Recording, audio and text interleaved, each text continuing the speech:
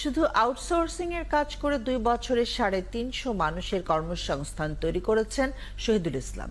শিবচরে বসে যুক্তরাষ্ট্র, ইংল্যান্ড আর কানাডার প্রতিষ্ঠানের হয়ে কাজ করেছেন। ওদিকে প্রায় 10,000-এরও বেশি মানুষকে ফ্রিল্যান্সিং এর কাজ শিখিয়েছেন মাদারীপুরের এক তরুণ উদ্যোক্তা। তার মতে এই জেলায় এখন 2 শতাধিক সফল ফ্রিল্যান্সার আছেন। আরো জানাচ্ছেন রাকিব হাসান। সময়ের থেকে চিন্তা ছিল যে আমার মা আমার জন্য শিবচর থেকে আধ ঘন্টা দূরত্বে মাদারীপুর। সেখানে পাওয়া গেল আরেক ফ্রিল্যান্সার মেহেদী হাসান শুভকে। 10,000-এরও বেশি মানুষকে শিখিয়েছেন কিভাবে করতে হয় ফ্রিল্যান্সিং। নিজেও মাসে আয় করছেন গড়ে 2 লাখ টাকা। ওই ফ্রিল্যান্সিং মার্কেট প্লেসে কাজ করি, আপওয়ার্ক এবং ফাইবারে। তবে আমার বেশিরভাগ কাজে আপওয়ার্কে, ফাইবারে তত বেশি কাজ করা হয় না। তো আপওয়ার্ক থেকে আমি অ্যাভারেজ পার মান্থ প্রায় $2,000 মতো ইনকাম করি। কিছু মান্থ হয়তো বা কম বেশি হয়, অ্যাভারেজ ইনকাম $2,000 প্লাস হয়। এবং পাশাপাশি আমি এডুকেশন সেক্টরের সাথে আছি। শুভর ছোট্ট ঘর জুড়ে সাজানো ক্রেস্ট। আন্তর্জাতিক পর্যায়ে বাংলাদেশকে প্রতিনিধিত্ব করে পেয়েছেন rising youth award, global change maker award, Mahatma Gandhi youth award সহ আইসিটি খাতের নানা স্বীকৃতি।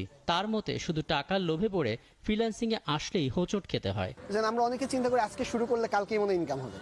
এটা আদৌ ফ্রিল্যান্সিং সেক্টর থেকে সম্ভব না, কারণ এখন কিন্তু প্রচুর কম্পিটিশন আছে। এটা বাংলাদেশের ছোট একটা গণ্ডির মধ্যে না, যে আমরা বাংলাদেশের মধ্যে এতজন ব্যক্তি কাজ করে আমিও কাজ পাবো। এটা কিন্তু অল ওয়াইড।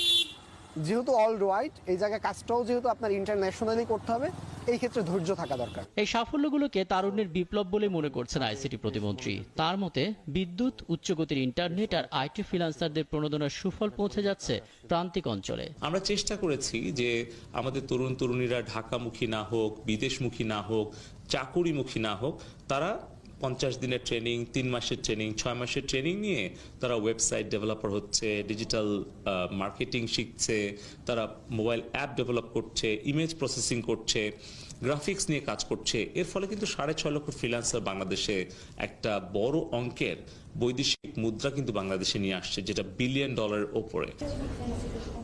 2041 সালে স্মার্ট বাংলাদেশের একটা শর্তই ছিল তরুণ তরুণীরা বিদেশমুখী কিংবা চাকুরিমুখী না হয়ে প্রযুক্তি নির্ভর মাধ্যম ব্যবহার করে পরিণত হবেন উদ্যোক্তায় এবং নতুন নতুন মানুষদেরকে চাকরি দিবেন, বার্তা দিবেন নতুন আশাবাদের।